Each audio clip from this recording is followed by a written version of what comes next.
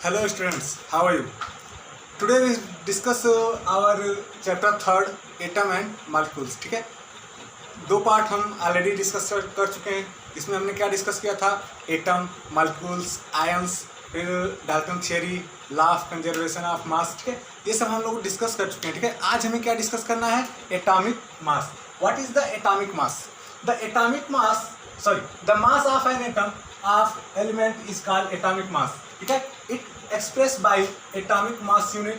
The atomic mass unit is defined as the quantity of mass equal to 1/12 of mass of an atom of carbon 12. ठीक है, atomic mass होता क्या है?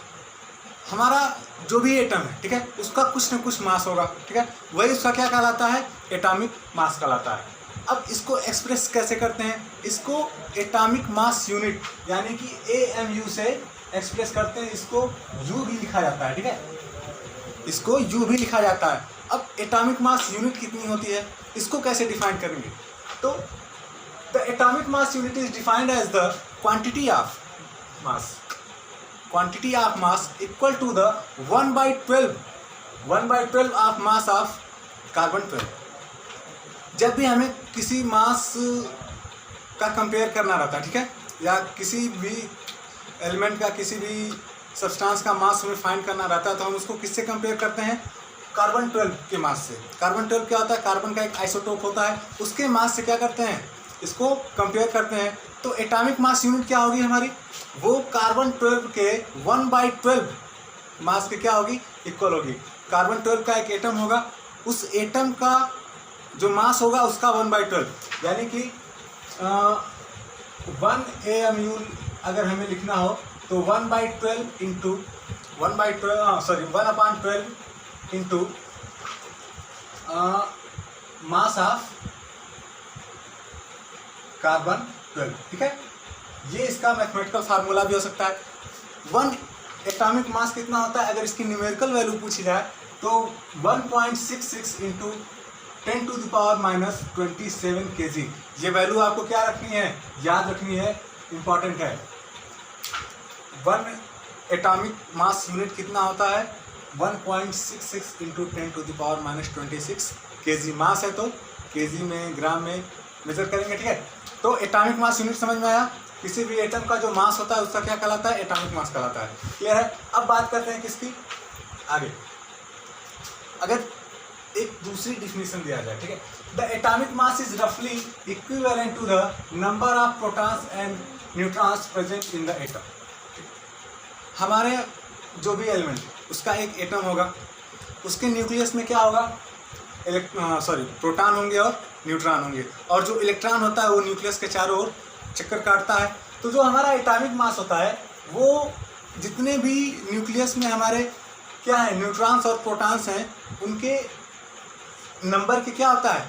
बराबर होता है. जैसे जो एटॉमिक मास यूनिट है U है, वो हमारा जो न्यूक्लियस है उसके अंदर जो हमारे न्यूट्रॉन्स हैं N प्लस जो प्रोटॉन है उनके सम के बराबर होता है. ठीक है, इलेक्ट्रॉन के नहीं. इलेक्ट्रॉन क्या होता है? न्यूक्लियस के बाहर राउंड करता रहता है. क्लियर है? जैसे अगर एग्जांपल देना चाहूँ तो हाइड्रोजन का कितना होता है? 1 AMU. क्या, या इसको U भी कहा जा सकता है.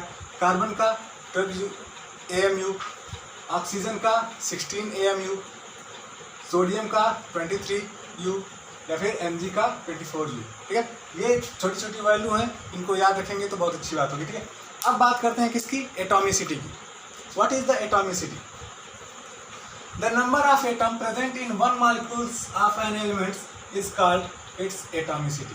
ठीक है, अगर हमारे पास कोई एलिमेंट्स, ठीक है, उसका मॉलिक्यूल होगा, उस मॉलिक्यूल्स में जितने भी एटम्स होंगे, ठीक है, नंबर ऑफ एटम्स, जितने भी एटम्स होंगे वो क्या कहलाते हैं? उसकी एटॉमिसिटी कहलाते हैं. जैसे अगर मैंने ऑक्सीजन ले लिया, ठीक है, आप अक्सर देखेंगे कि ऑक्सीजन को हमेशा O2 लिखा जाता है, कहीं पे O नहीं लिखा जाता है. इसका मतलब क्या हुआ कि 1 मॉलिक्यूल में ऑक्सीजन के 2 एटम प्रेजेंट हैं. ठीक है, 1 मॉलिक्यूल में ऑक्सीजन के 2 एटम प्रेजेंट हैं. ठीक है, इसको क्या कहते हैं? ये डाई एटॉमिक मॉलिक्यूल है. क्लियर है?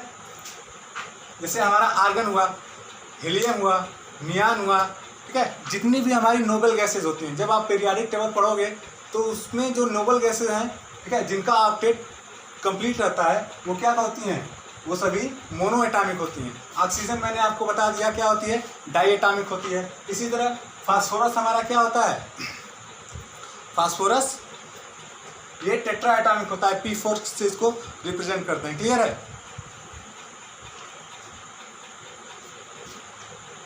ठीक, तो एटॉमिसिटी समझ में आई। हमारे मॉलिक्यूल का जो भी, ठीक है, हमारे एलिमेंट के वन मॉलिक्यूल में जितने एटम प्रेजेंट होंगे उसकी क्या कहलाएगी, एटॉमिसिटी कहलाएगी। क्लियर है? अब बात करते हैं किसकी, मॉलिक्यूलर मास की। एटॉमिक मास और मॉलिक्यूलर मास बहुत ही इंपॉर्टेंट टॉपिक है, ये आपको क्लियर होनी चाहिए। ठीक है, तो बात करते हैं किसकी, मॉलिक्यूलर मास की। The sum of atomic masses of all atoms in a molecule of the substances is called molecular mass. ठीक है, हमारे पास कोई सब्सटेंस है, ठीक है, सब्सटेंस में मॉलिक्यूल्स होंगे, मॉलिक्यूल्स में एटम होंगे, तो उन सभी एटम्स का जो सम होगा, ठीक है, उन सभी एटम्स का जो सम होगा वो क्या कहलाएगा, मॉलिक्यूलर मास कहलाएगा। जैसे अगर हमें क्या कह दिया जाए कि आप वाटर का मॉलिक्यूलर मास निकाल दो, क्लियर है, तो वाटर का मॉलिक्यूलर मास कैसे निकालेंगे, सबसे पहले तो हमें वाटर का फार्मूला पता होना चाहिए। किसी भी सब्सटेंस का अगर हमें मॉलिक्यूलर मास निकालना है तो सबसे पहले उसका क्या होना चाहिए, फार्मूला हमें पता होना चाहिए। जैसे वाटर का मॉलिक्यूलर मास निकालना है तो वाटर का फार्मूला क्या होता है, H2O। क्लियर है? तो देखिए यहाँ पे हाइड्रोजन के 2 एटम, ठीक है, 2 × 1। हाइड्रोजन का एटॉमिक मास कितना होता है, 1, ठीक है, और प्लस ऑक्सीजन का एटॉमिक मास कितना होता है, ऑक्सीजन का यहाँ पे कितना एटम है, 1, और उसका एटॉमिक मास कितना होता है, 16। क्लियर है? हाइड्रोजन के 2 एटम थे और हाइड्रोजन का एटॉमिक मास कितना होता है, 1 होता है। क्लियर है? तो 2 ×